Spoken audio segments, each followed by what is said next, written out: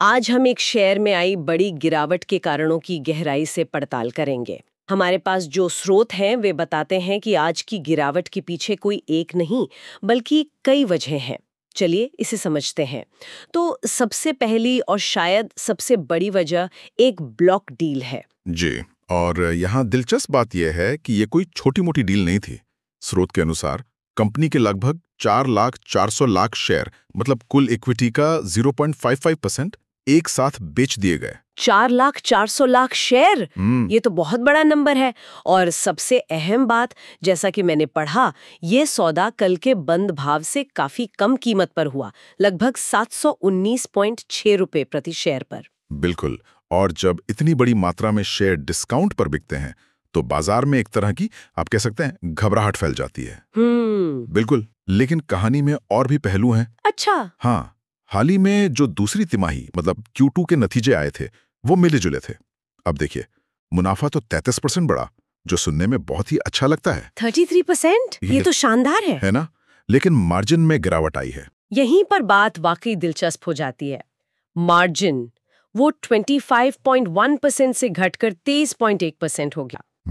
निवेशक अक्सर मुनाफे से ज्यादा मार्जिन पर ध्यान देते हैं और इसमें गिरावट वो एक चिंता का संकेत हो सकती है ना? एकदम सही।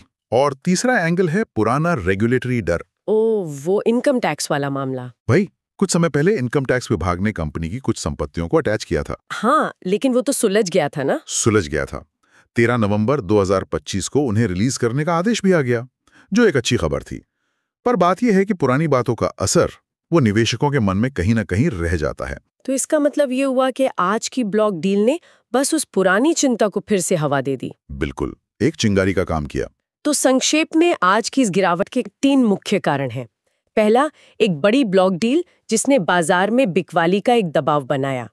दूसरा, अच्छे मुनाफे के बावजूद मार्जिन में कमी को लेकर चिंता जी। और तीसरा, पुराने रेगुलेटरी मामलों का डर जो अभी भी इन्वेस्टर्स में बना हुआ है। आपने एकदम सही तरीके से इसे जोड़ा है। ये मामला इस बात का एक बेहतरीन उदाहरण है कि कैसे बाजार सिर्फ आंकड़ों पर नहीं बल्कि भावनाओं और धारणाओं पर भी चलता है। सही बात है। एक बड़ी बिकवाली, चाहे उसके पीछे कोई भी कारण हो, वो एक चेन रिएक्शन शुरू कर सकती है, खासकर तब जब निवेशक पहले से ही थोड़े सतर्क हो। तो यहाँ एक विचार छोड़ जाते हैं सबके लिए।